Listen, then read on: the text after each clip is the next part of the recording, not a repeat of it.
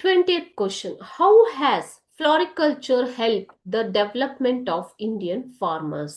So ಭಾರತದ ರೈತರ ಅಭಿವೃದ್ಧಿಗೆ ಫ್ಲಾರಿಕಲ್ಚರ್ ಹೇಗೆ ಸಹಾಯ ಮಾಡಿದೆ?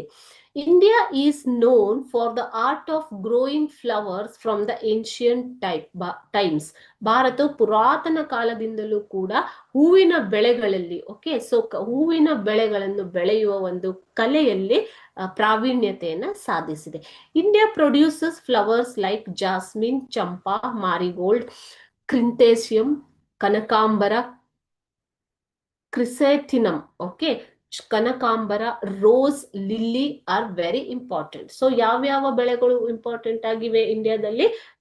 ಸಂಪಿಗೆ, ಮಲ್ಲಿಗೆ, ಮಾರಿಗೋಲ್ಡ್, ಕನಕಾಂಬರ, ರೋಸ್ ಅಂದ್ರೆ ಗುಲಾಬಿ, ಈ ರೀತಿಯ ಎಲ್ಲ ತರದ ಪ್ರಮುಖ ಹೂಗಳನ್ನ ಭಾರತ ಬೆಳೆಯುತ್ತೆ. Floriculture in India is adapting variety in is produce. So ಭಾರತವು ಈ ಒಂದು ಬೆಳೆಯಲ್ಲಿ ವಿವಿಧತೆಯನ್ನ ಸಾಧಿಸಿದೆ ಅಂತ ಹೇಳ್ತಾರೆ ಮಕ್ಕಳೇ. Thus there is a high potential for development of agriculture. So ಈ ಒಂದು ವಿವಿಧತೆಯಿಂದಾಗಿ ಭಾರತದ ರೈತರಿಗೆ ಈ ಒಂದು ಫ್ಲಾರಿಕಲ್ಚರ್ ಅಲ್ಲಿ ತುಂಬಾ ಒಂದು ಭವಿಷ್ಯವಿದೆ. So it has developed in the development of Indian farmers also. Both plantation crops and floriculture crops have helped the improvement in the condition of farmers. ಈ ರೀತಿಯಾಗಿ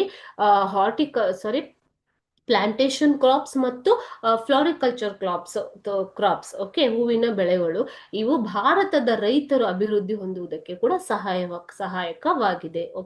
so thus the plantation crops and horticulture crops have helped Indian farmers to in the improvement of the condition of farmers.